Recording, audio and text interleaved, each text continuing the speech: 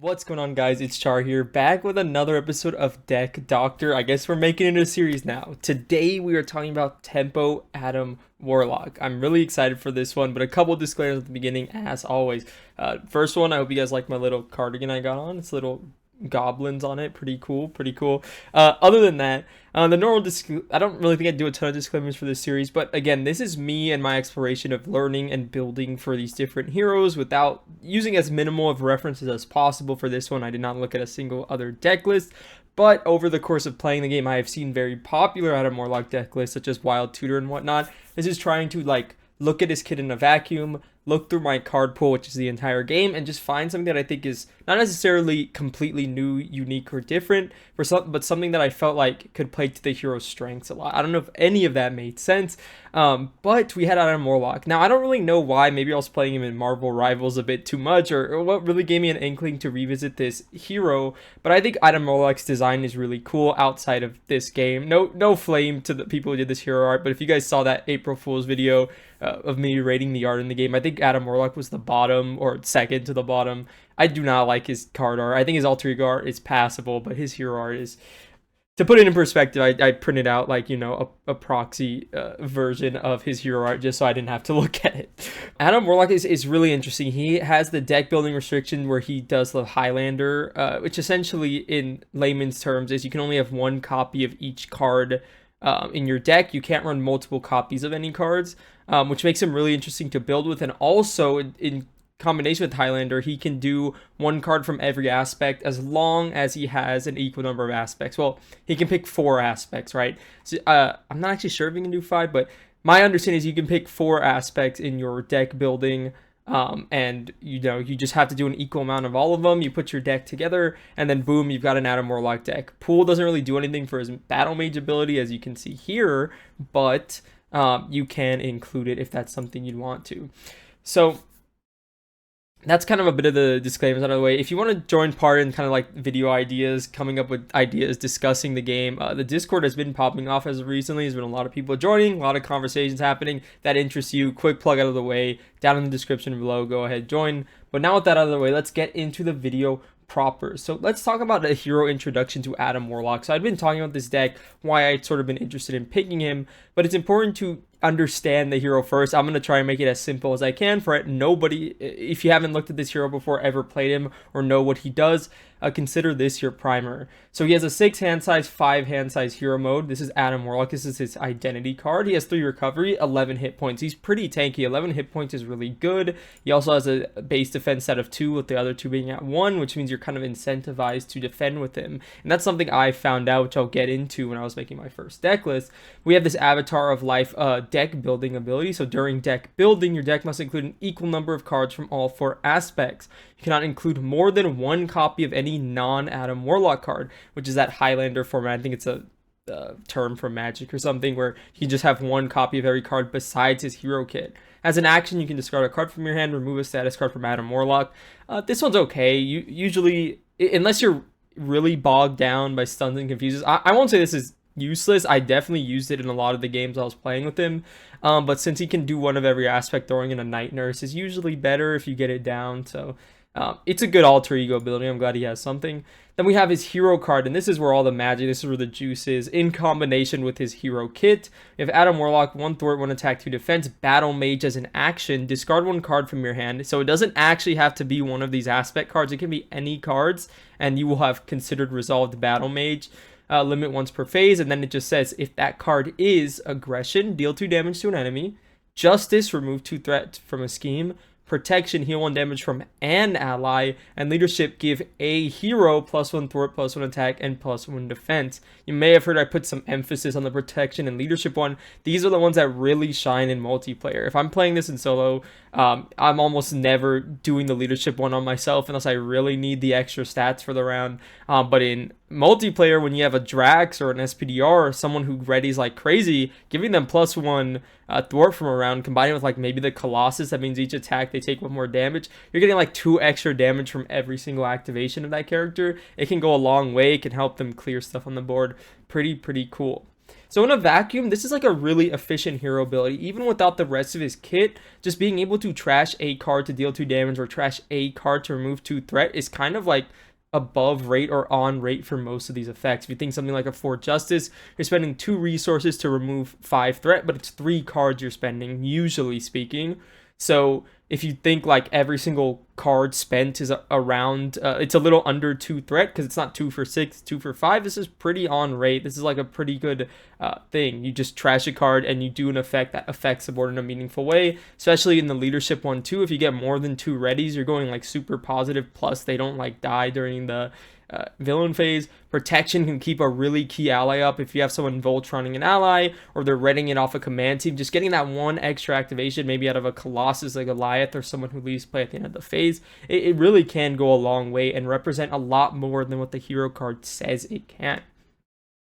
But again, in a vacuum, Battle Mage is like, okay, you have a 5 hand size, you trash one of your cards, so you just play as like a 4-hand hero the entire game, and then you just get rid of your cards. Well, no, that's where I would say arguably some of the best cards in this kit come in, which is these 2 copies of this Mystic Senses upgrade. It is a conditioned superpower, which means it can be discounted by Def Focus. Hero response: after you resolve Adam Warlock's Battle Mage ability, which is his hero card ability, draw 1 card. The memories of Omnipotent fade with experience. Adam Warlock. So this one is really, really good. Essentially, you get a refund on your Mystic Sense ability, which means you're able to get free value on the board. 2 damage, 2 threat, buff a hero stats, or heal an ally. It's just free once you have this card down because you automatically draw the card up. But then, it isn't the only one he has. He has 2 copies of Mystic Senses in his kit, meaning every time you resolve your Battle Mage ability after getting these set up, you actually go +1 every single turn, which is quite good. You just get free value, and you get to drop a new card. You get to essentially get rid of the worst card in your hand and replace it with 2 new ones every single turn. Very strong, and it opens a lot of possibilities and play lines that might have not been available had you not had these down. How this plays into kind of Adam Warlock's whole thing is that we have another one that resolves with his Battle Mage ability. I don't think this one is as important. It's probably his least important upgrade, at least in my playing, which is his Warlock's Cape. Not to mean that it's bad, but after you resolve Adam Warlock's Battle Mage ability, you can exhaust his cape to ready Adam Warlock. This is pretty good because let's say you're using his defense stat like I tend to do. You can defend during the villain phase and then ready up on your turn, and then, you know, do a little bit of chip damage here, a thwart attack, or even defend again, which you will see in my first deck list here. Like, how are we going to defend again in the player phase? There's a couple of ways we do that. He's got his own built-in resource generator, which is also really good. Just 2 cost upgrade, exhaust, generate a wild. It's not hero restricted, not alter ego restricted. Very good. It's an item, so it can be fetched by Jubilee shopping spree. It's very, very good resource generator and something you want to get down.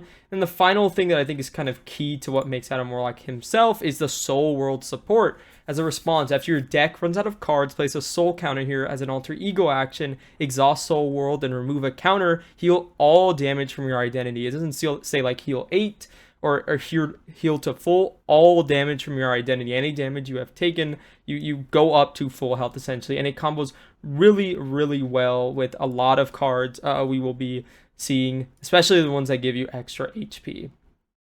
But then you might be looking at this and like, okay, well, it doesn't really seem like he's going through his deck any faster than normal. I mean, I guess if you think about the Battle Mage, you discard a card and you drop 2 cards, you're kind of accelerating your deck a little faster than normal. But no, that is not true, because there are a ton of other cards he has in his kit, namely his events here, his 3 attack events and his 2 thwart events that help with that.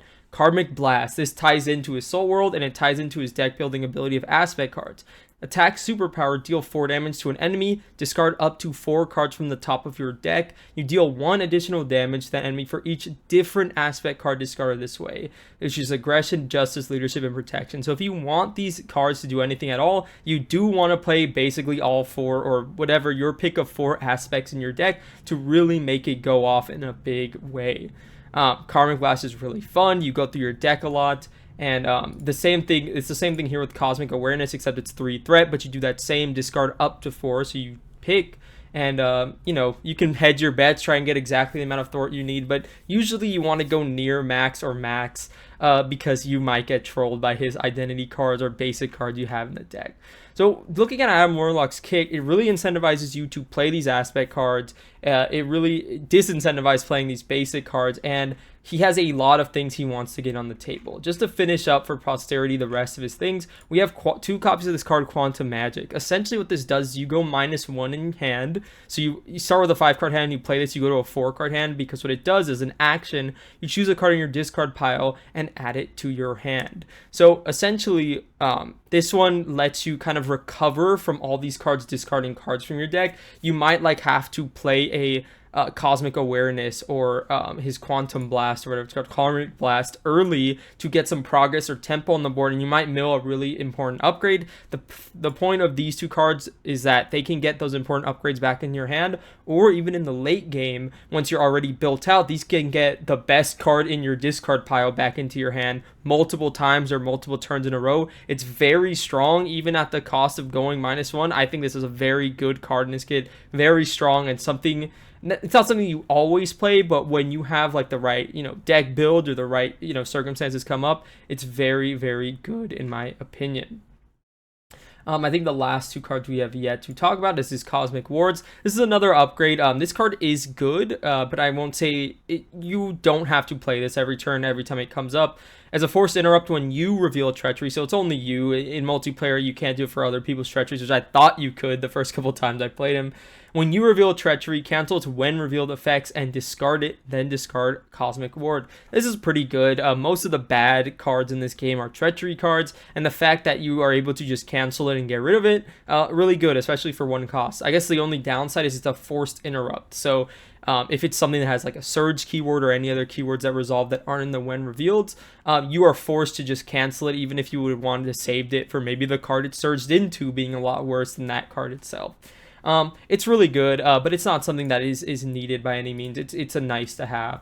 And his last card in his deck is Pip the Troll, which is toughness, and he has a really good ability. When he is in your hand, he gains an interrupt. When a player is attacked, you can spend a lightning and a mental resource, put Pip the Troll into play under that player's control. So essentially, he works as a ally to protect Adam Warlock from any hits that would kill him. You could kind of, hedge your bets, or you can play them for another player. Maybe they're doing a Voltron build, maybe they get like extra HP on their allies or something. You can choose to play Pip under their control to take that hit on his tough. He can exhaust and defend, hit that tough, and keep that player alive. I think it's a pretty cool multiplayer card, and it comes up more often than you think it would. He's quite a good ally. I almost never play him on my turn, but almost always I will probably use that interrupt ability because it's very strong. So when we look at Adam Warlock, and then we have a couple other cards here, his Nemesis set is important to like kind of understanding things. His Nemesis set also discards cards from the top of his deck. His Obligation also discards cards from the top of his deck if you don't choose to flip down and exhaust. But that's essentially Adam Warlock in a nutshell. What he wants to do is he wants to play a lot of aspect cards. He also wants to be discarding aspect cards specifically, but he can't do any of that until he's set up. And if we talk about the really key upgrades, and these are the ones I consider to be super key, Soul World, Karmic Staff, and both Mystic Senses I think are absolutely key. Soul World just lets him, speed up his activations. He can play kind of risky with his health pool, knowing that he can just flip down and full heal up every single time and then flip back up the next turn and be fine. His Karmic Staff is just extremely good. 2-cost resource generator for a wild. Is just really flexible, lets him play a lot of different cards. And of course the star of the show, both Mystic Senses. You do want both of them down. They are extremely, extremely important. That's essentially my Adam Warlock primer. So let me talk about what I saw when I looked at these set of hero cards. I kind of just looked at them physically, if I'm speaking honestly, and I think I have them right in front of me here. Where are they? Yeah. So like I was looking at him because I was inspired to play him, right? Whether through playing Rivals or something else. And I was like, what do I want this character to do? And most of the problems I say, or issues I see people talking about playing Adam Warlock or playing with Adam Warlock, is that he feels really pigeonholed. He has one really good deck that was found really early into the game as being the Wild Tutor, and most decks hadn't evolved super far past that. Again, I am paraphrasing a lot of people's in the community's thoughts, not necessarily my own. Again, if you have a really cool and ingenious Adam Warlock deck, please by all means share it. And I didn't want to go that aspect. I know Summoning Spell is strong, but what I feel that does is we're just playing like a blank Mystic Body rather than just playing Adam Warlock. I really wanted to lean into this fantasy of let's discard a ton of cards. Let's get my upgrades out fast and early so I can play my events, and maybe like similar events that do that kind of risky give or take vibe that he has going on, with discarding just enough to get the amount of damage he needs, but not too much as you deck out too fast. I really like kind of like that risky nature he's got. But you can't really get to that kind of fun play line without building first. And he has 4 key upgrades, like I said, that he wants to get down. So I was thinking really closely, like, how can I find value? How can I find like really good, efficient events that are like cheap that I can play while I'm building? If I have a hand with a Mystic Senses in it, I want to be able to play 2 cards in a turn that aren't just 2 upgrades. Obviously, if I get 2 upgrades, I'll play them, but I want to have the economy and the ability to play these cards to affect the board with value, because he has very low stats. He takes a while to build, and when he's built, I would say he's pretty strong. I don't think he's the strongest. He doesn't take over the game like an Ironheart or an Iron Man, but he is strong, right? But he doesn't get, like, the fact that he needs to build for multiple turns to get to his full power, and his full power doesn't take over the game, can leave a sour taste in the mouth of maybe the person who's playing Adam Warlock, or the person who's playing with Adam Warlock. And that's something that I wanted to avoid, because most of my games are multiplayer. So I really wanted to find a way to contribute to the board early, to be able to play risky and then make these decisions of, do I get this upgrade down? Do I do this instead? We kind of need presence on the board. I'm going to go ahead and get presence on the board because that's more important at this point. This was a lot of the kind of ideas going into the first deck list. This is what I ended up on. Now, this is just a ton of cards thrown in your face. I'm going to talk through it. Don't worry about it. Called it Born Again from the Marvel Rivals old voice line. But this was essentially the deck I was working with. So the things that were obvious and the things that were the instant includes is the energy, genius, and strength. Like most heroes, Adam Warlock needs a bit of resource generation. This just helps him smooth out kind of his cost curve, the cost of a lot of his cards that he wants to be playing, his upgrades and whatnot. These are pretty important. I've never found any reason for him specifically to remove them. Another kind of no-brainer is the Sorcerer Supreme. This is a Mystic. This is another card. I wasn't including in one of his key upgrades, but this is the 5th card he needs to get down. Essentially, you're going to be spending a lot of time in hero mode, in my opinion, because taking damage is less bad than putting threat on the main. And while you're building out, if you can build out while you're in hero mode, which this allows you to do, it means like kind of the other weight that people have to pick up that play with you is a lot less if you're not putting threat on the main and you're instead just taking damage, basic defending with your identity, and just being able to build and affect the board through his hero action, battle mages, or his cards and what have you. This is this 5th upgrade that is absolutely an absolute must. You want to find this or a Mystic Senses in your opening hand. It really opens up your playmaking opportunities to affect the board early while you're building to your full power. So those 4 cards were just completely obvious. Then I had to make some thematic caveats. As you can notice, there's a ton of Guardian allies in the first version of this deck, and that's for a reason. I wanted it to be kind of thematic. I wanted to do like the theme of the deck. And a lot of these allies also kind of fit into the vibe of being really low cost, but really efficient. We got like Major Victory giving us readies when he's defeated.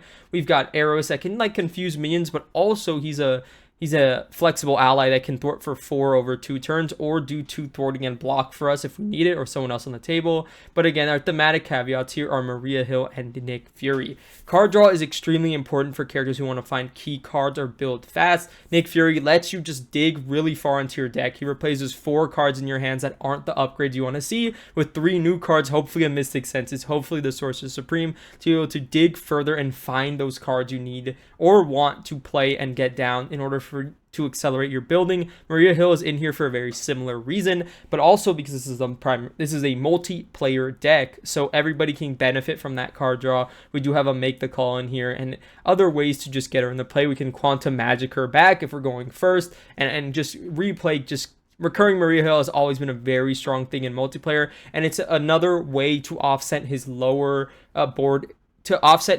board impact early by contributing to the board through powerful card draw, and it's something that he has access to do while he's building out, because Maria Hill again is only 2 cost.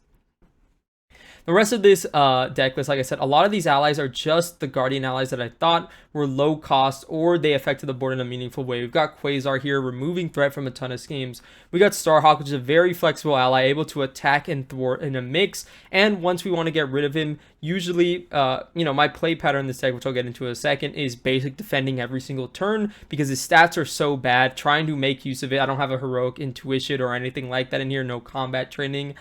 His basic stats are not worth using minus his defense. It just doesn't make sense. You should just basic defend every turn or take the hit to the face of basic defend for one of your friends. That's also another option. And yeah, you just don't want, in my opinion, you just don't want to be even trying to use his other stats. I think it's a lost cause. You're adding in an upgrade to get you to a 2 stat line, and then you can do 2 and 2. It's just not worth it, in my opinion, for how I wanted to play Adam Warlock. But yeah, Starhawk's in here because you won't ever usually block with him. You can in multiplayer if someone's about to die, but if you do make it through that villain phase, you can just get a ton of value off of him, 2 thwart or 1 attack, some combination of that. And then he pops back to your hand, which you can discard for your battle mage to heal an ally, or use it to play other cards you want during your turn, or replay him. It's your choice. And then we have a Throg in here for, 2 cost, 2 attack, pretty good stats. He can just be 2 attack and a block or 4 damage. Even more, he can be a block if you don't mind the tempo hit with the toughness. And there's a couple ways for us to get minions in here. We got Angela, who fetches minions for us. We got Infiltration, which also finds minions for us. So it's not impossible you'll be sitting with a minion in front of you to be able to make use of that tough status card.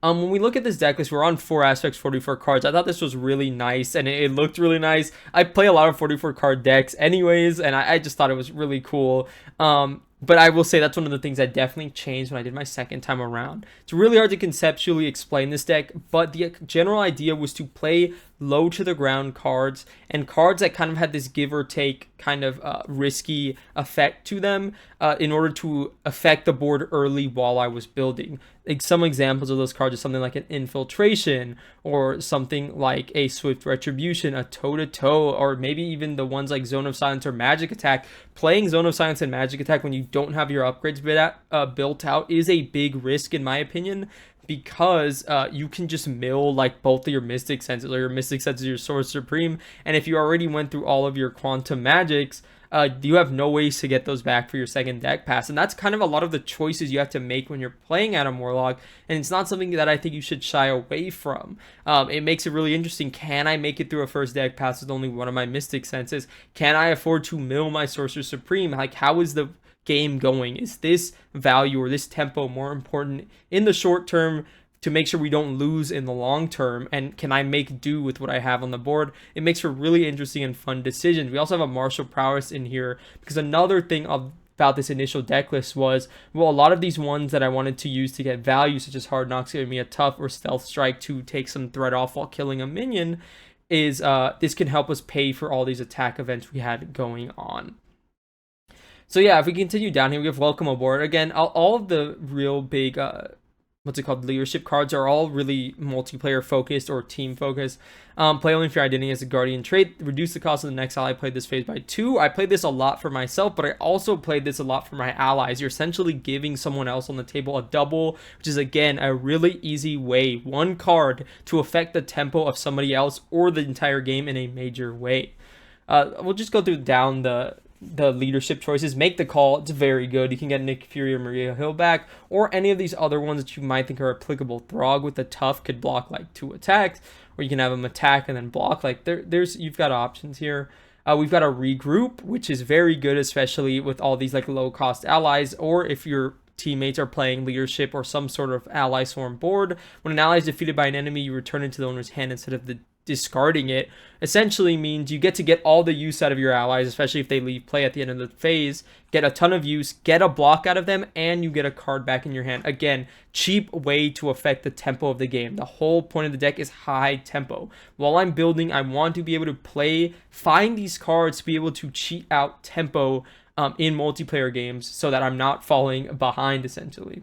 The last one here is clarity of purpose. Again, this is one of those that I don't consider mandatory. I think his staff is more important than this, but there's going to be some games, like I said, when you have to make these choices to play this magic attack, to play this zone of silence, to play this cosmic awareness or karmic blast. You have to make these choices, and you're like, well, I can discard my staff because I have clarity of purpose still left in the deck. Like, these are educated choices you can make, and this is just another option for him to speed up his resource generation as he's building out to his full power.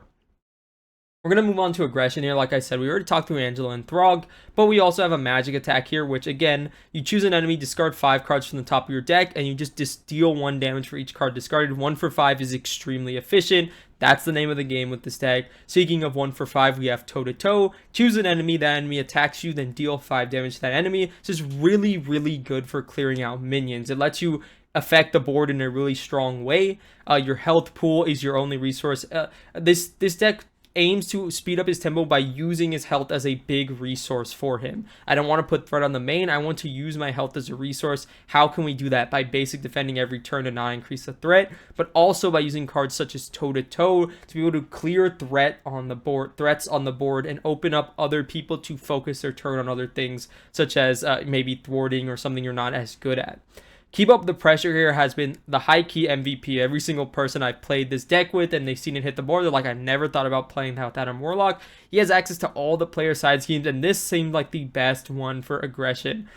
Each player may search your deck and discard pile for an attack event and add it to their hand. Until the end of the phase, each attack event deals 1 additional damage. Super, super good for trying to push out and close a game. Another option for a player side scheme that could go in here is Lay the Trap. The problem is, I think that one costs 1, if I'm not mistaken. Let me see, Lay the Trap, Marvel, CDB. Yeah, we'll do a quick search here. I think this one costs 1, right? It does cost 1, so this one's harder to hit the table. Keep Up the Pressure is 0, so it's just easy to drop from your hand. Additionally, it only is 8 threat in 4-player rather than 12 from Keep Up the Pressure. So again, Keep Up the Pressure is really good, but you don't have really efficient ways to clear that yourself in order to go for that last push. So I opted for this one instead. And the final one, Martial Prowess. We have a ton of attack events in this initial pass of the deck. I'm like, okay, well, maybe if I'm not getting out my clarity or my wand or anything like that, I'll just get on the Martial Prowess, and like that's a way to increase the tempo, right? Play a lot of attack events and whatnot. And yeah, let's go to Justice next. Again, we've got Arrows and Quasar. Quasar is really good, especially in 4-player when there's a lot of threats on the board. You can just play him and he just removes a ton of threat. Really efficient. He has 2 attacks, so he can help clear minions after he's on the board. Infiltration, again, 1 for 5, that magic efficiency that a lot of the cards in this deck have. You always discard the 5 cards, you just take 5 threat off of any scheme. It's really good in a pinch off the main or helping out your Justice player with a side scheme so they can do a big even the odds. So many options here. We've got a Stealth Strike here, deal 4 to an enemy and remove 2 threat from a scheme. Pretty good card, especially if you're helping clear minions, and you're able to do a bit of both if you hit the kicker. Very good. If you're not able to hit the kicker, it's also a very good option for the Battle Mage just to remove 2 threat and get a different card in your hand. Swift Retribution, this is very similar to Toe to Toe, but it's the villain schemes, and then deal 4 damage to the villain. Again, when you're pushing for that game, when the main scheme threat doesn't super matter at the end of the game, you're just pushing for damage. You got that Keep Up the Pressure cleared, boom, 4 damage to the villain. And then Zone of Silence, the same thing as Magic Attack, except you can only discard 4 cards, 1 for 4 thwarting. That's the name of the game. These really, really high tempo cards that do have drawbacks to them, such as discarding cards from your deck, maybe getting minions into play or them attacking you, but are necessity as you need it to do, good things as you're building out.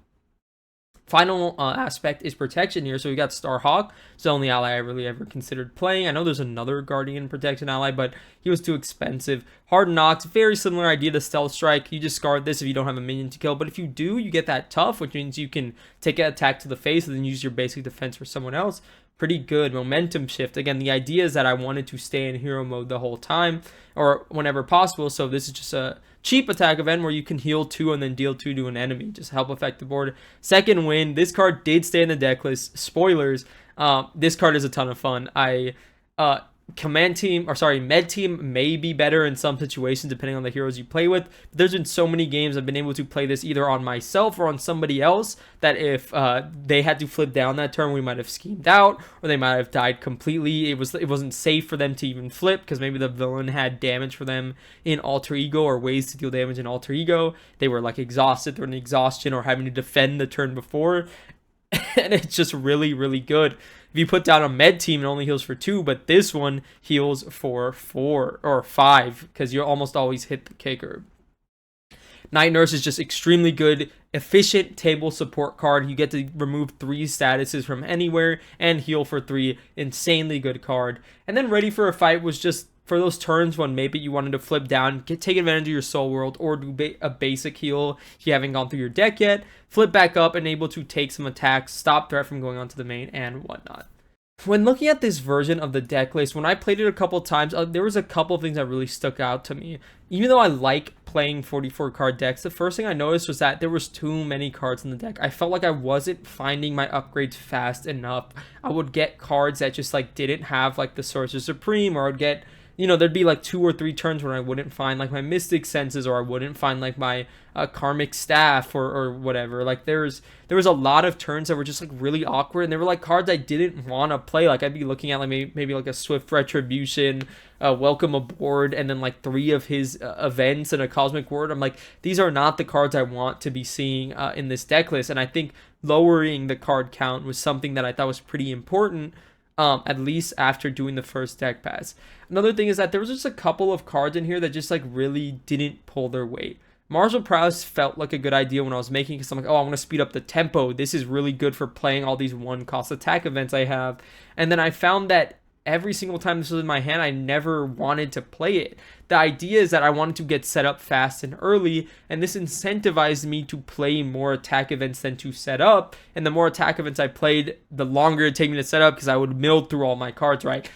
I think it's a really interesting challenge to think whether to play a card that discards or not. But having this in the deck, 1, didn't even accelerate me to getting any of the cards I wanted set up, and 2, it didn't, like I said, it just didn't really do it for me. This resource generator just didn't really work at all. I never played it, and when I did, it was kind of like overkill. I might have even been better just playing an event or playing an ally instead of ever playing this down. I would tap it maybe twice a game, and I'd get it down like turn 3. It just didn't make a ton of sense. And I found myself wanting it to discount other ones, like maybe his like thwarting event as well, but it couldn't because it's only attack events, and there are a good number of attack events. But then I didn't really end up playing a lot of these attack events, which was another realization. Hard Knocks was almost never played. Momentum Shift was almost never played. Yes, that is an attack event. Swift Retribution, I don't think I ever even considered playing one time, and initially going into it, I'm like, oh, of course, this is really efficient. It's like that 1-for-4 I've been talking about. They scheme, you deal 4 damage, it's great. But the problem is, unlike something like a toe-to-toe where you can actually KO a minion with it and super efficient, this only targets the villain, and that level of restriction made this card actually feel quite bad in my opinion. So with all these changes and all the plays I had on it, I knew there were some changes I want to make, and there were some key cards I really overlooked in my opinion in this first pass of the deck list. As always, the goals of this deck were to be fast, quick to the punch, high tempo, these kind of give and take events that either, you have to take damage for, or you have to discard cards, or you have to do some sort of negative effect in order to get those increased numbers and increased tempo in order to have them keep up in output while playing the game. And so even though I thought the deck did a decent job at it, I thought there was a lot of rooms for improvement, which is where we go to the second version of the deck list. But before we get there, the couple of things that I noticed is too many cards. So one of the changes I made is I dropped 1 from each aspect. It brought me to 44 cards down to exactly 40. I added a card anyways after the fact up to 41, but I did drop 1 from every aspect. So if you want to look at the ones I decided to drop, if you want to take your guesses, Major Victory, even though it's thematically not good for the Guardians. I wanted to play a lot of Guardian allies. This was the one I found myself playing the least, especially off like Make the Call and like Welcome Aboard and stuff like that. It made way more sense if I'm trying to push higher tempo to recur the Maria Hill than to play the Major Victory, even though I did like this ally and I thought it was really flexible. This should come to no surprise. Martial Prowess is another card removed. It just did not pull its weight. It didn't make sense in this deck list, even though I initially thought it would. Swift Retribution, again, another card I just pointed out.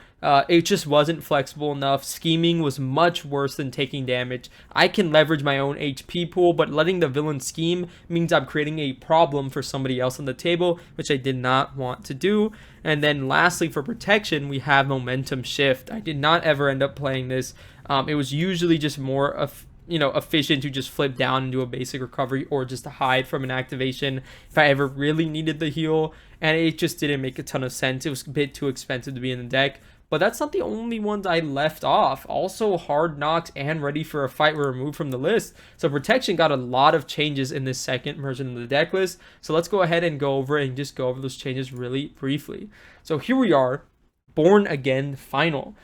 So like I said, we dropped one card from every single aspect. And again, these are the 4 cards I dropped, the key ones, but I also dropped 2 more protection cards. So the main thing is, what did I replace these cards with? So if you're looking at the deck this year, the first one you're going to notice, and I felt I was hitting myself for not realizing this one. I don't have the card. Oh no, I do have the card near me because the art isn't on Marvel CDV right now.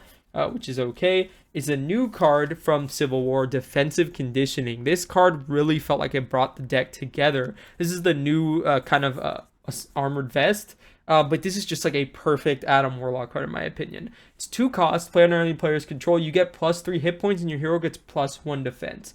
That means your identity goes from 11 to 14 health, exactly what I needed. If the idea of Martial Prowess was to incentivize me to do more tempo plays, keep the tempo in my favor and whatnot, and try and keep up while I'm building out, this card just did everything that card wanted to do and more. Getting more HP means I could take hits while not defending and then defend for somebody else, increasing somebody else's ability to do things on their turn, not having to worry about healing, flipping down, jumping with an ally. This really unlocked it all. It also has super good synergy with his Soul World. So whenever you get down to like 1, 2, 3 HP and you flip down for the Soul World, you don't heal up to 11, you heal up to 14, which means you get to kind of use your HP pool all over again on a second deck pass whenever you flip back up. You can use it with stuff like the toe-to-toe and cards such as that. Very cool. It worked out very well. The other card I replaced is one of my favorite cards in the entire game, Indomitable. 1-cost readies are really good, and this is a 1-cost ready that you can keep around. This is another one of the example of you're getting value. It's a 1-cost card that gives value. How it gives value is you get to defend for somebody else, meaning they can keep an ally in front of them, they can keep their health pool up, they can stay in hero mode and not have to flip down and heal. Very good. Defend for yourself, ready up, defend for somebody else. Very efficient on that same line, and the idea behind this deck of these efficient cards, toe-to-toe, Zone of Silence, Magic Tech, all these really good 1-cost cards. I consider this, especially with your defensive conditioning out, one of the great 1-cost cards as well. 3 defense, you're not taking any damage, and then in the hero phase, you can ready up off of your cape if you have it down using your Mystic Battle Mage ability, and then either poke something for 1 or play a toe-to-toe and defend a 3rd time and get that 5 damage that you need down. Very fun, and it worked out extremely well. But essentially, there wasn't a ton of changes. The last addition is the addition of Deft Focus. I like this so much more as a side grade to Martial Prowess, and it still accomplished a lot of what I wanted the Martial Prowess to do. This does incentivize me to play events, but also it's really good early. But it's also good late. Good late game, because once you've gone through your deck pass, you get it at the end of a deck cycle. Once your new deck comes out, you just discount every single Cosmic Awareness and Cosmic Blast you have because they're all superpowers. But if you get it early, another thing this can do is also, if you didn't notice earlier, and I don't know if I pointed it out, is Mystic Senses are superpower cards. So getting this down early means that your next Mystic Senses, if you're not playing an event yet, you get to discount it for 1. Very good. Again, it's just a card that's so cheap that does help him speed up that tempo just a little bit. It's worth doing, but not required. It's in here for a very similar reason as Clarity of Purpose is in the deck. I found this version of the deck to be quite fun, and I think after playing so many games of it, it fixed basically all the issues I was talking about in the first version. It was faster. Every single card felt like it had a place. I have played every single card in this deck list at least once. I've played the Infiltration, I've played the Magic Attack, I've played every ally, I've played the Zone of Silence. Like, every single card has hit the table in this deck, and I would look at my hands, consistently look at them, and there would always be something to do, it felt like, which is not something I felt with the first version of this deck list. Cutting the card count was very important to this faster tempo game that I wanted to unlock with Adam Warlock, and yeah, cutting the card count was very important to that. The swap in for Def Focus, even though it's another thing, it's an optional upgrade I added in, depending on the board state, depending on what cards I've seen in my deck, what I've discarded so far. Should I put this down now, or should I save it and play an attack event? This deck just really opens up a lot of interesting decision points, decision lines, and really embodies you playing as Adam Warlock, member of the Guardians. You're surrounded by all these Guardian allies. Again, we have to make the thematic assumptions because Maria and Nick are so good for unlocking tempo in multiplayer games that they have to be included in here, it feels like.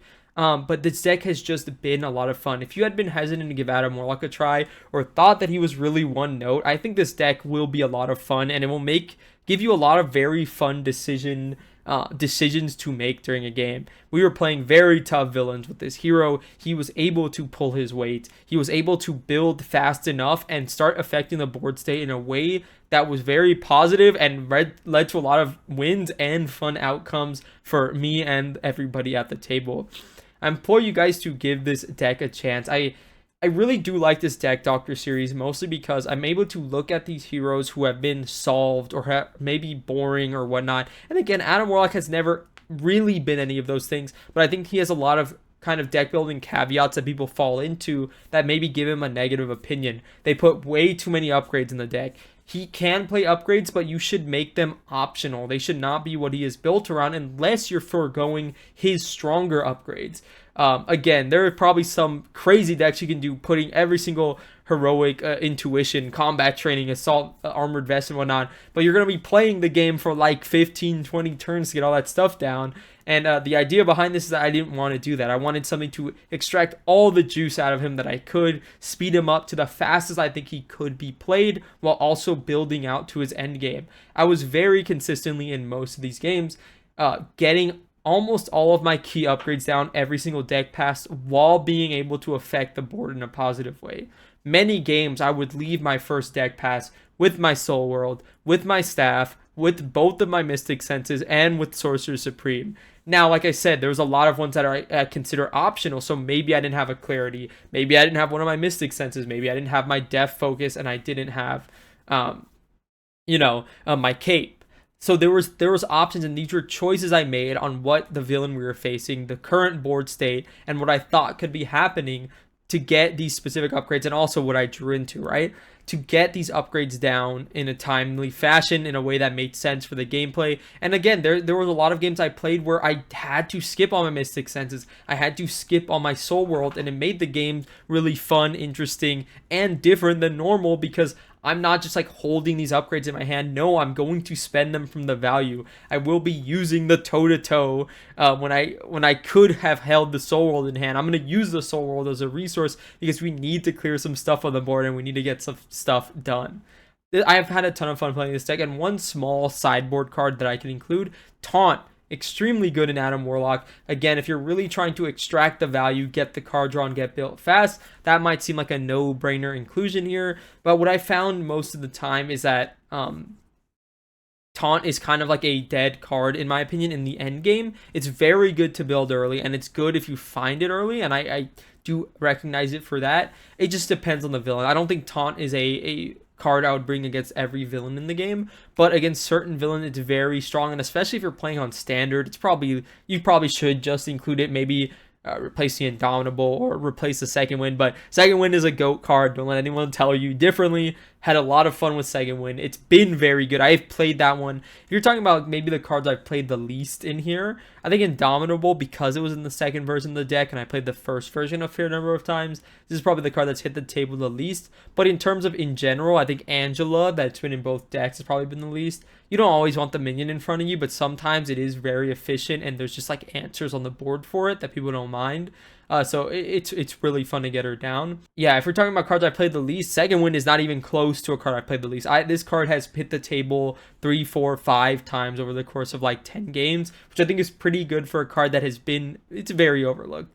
Med team might be better depending on the players you're playing with, if they're playing a lot of allies and whatnot.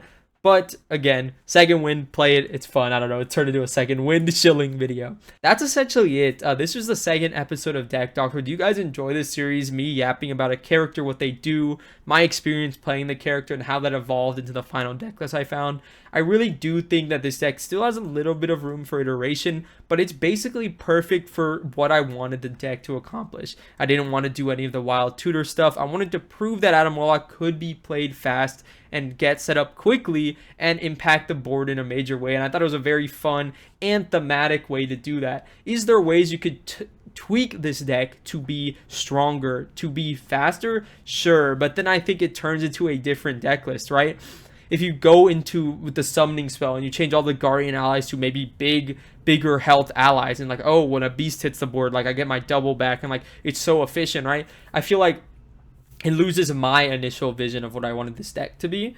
And even though it might be stronger and faster, which is good, which is the point of this deck, I wanted it to be fast, it's not a way that I'd want to play the deck. But feel free to leave any comments, suggestions down in the comment section down below. Even if you don't really agree with the vision I had for this deck, or it doesn't fit into my vision, feel free to leave any suggestions, anything I may have overlooked down in the comment section down below. Hope you guys enjoyed me yapping about Adam Warlock for almost 45 minutes here, maybe a little over.